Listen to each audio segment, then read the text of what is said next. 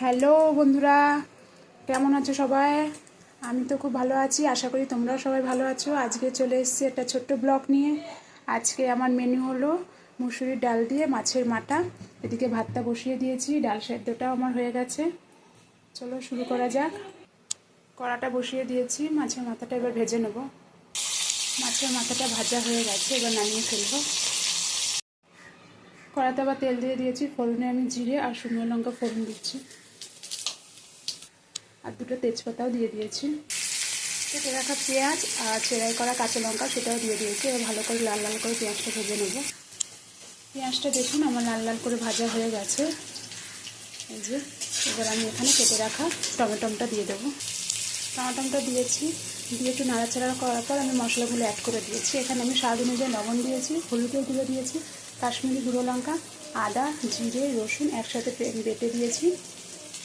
এবার ভালো করে মশলাগুলোকে ভাজবো যতক্ষণ না মশলা থেকে তেল ছেড়ে দিচ্ছি। ভেজে রাখা মাথাটাও দিয়ে দিয়েছি, মাথাটা এবার ভালো করে মশলার সাথে কষিয়ে নেব। মশলাটা কষানো হয়ে গেছে, দেখুন মশলা থেকে তেলও ছেড়ে দিয়েছে। এবার সেদ্ধ করা ডালটা দিয়ে দেবো।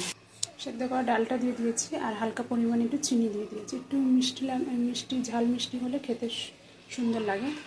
যাই হোক, ডালটা আমার রেডি হয়ে গেছে, এবার নামিয়ে ফেলবো।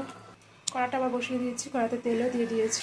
তেলটা গরম হয়ে গেছিলো, আমি এর মধ্যে দিয়ে দিয়েছি মাছের তেল। শাশুড়ি মা কালকে একটু মাছের তেল নিয়ে এসেছিলো, ওনার মাছের তেলে বেগুন দিয়ে খেতে খুব ভালো লাগে, তার জন্য আজকে ওটা বানাচ্ছি। তেলটা ভাজা হয়ে গেছিলো, সেই তেলের মধ্যে আমি কেটে রাখা পেঁয়াজটা দিয়ে দিয়েছি। পেঁয়াজটা একটু লাল লাল করে ভেজে নিই।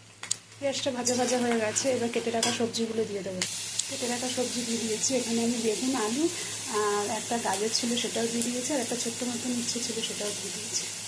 সবজিগুলো ভাজা ভাজা হয়ে গেছে, এবার মশলাগুলো অ্যাড করে দেবো। মশলাগুলো অ্যাড করে দিয়েছি। এখানে আমি স্বাদ অনুযায়ী লবণ, হলুদের গুঁড়ো, কাশ্মীরি গুঁড়ো লঙ্কা, আদা রসুন বাটা আর টমেটো দিয়ে দিয়েছি। এবার ভালো করে কষাবো যতক্ষণ না মশলা থেকে তেল ছেড়ে দিচ্ছে।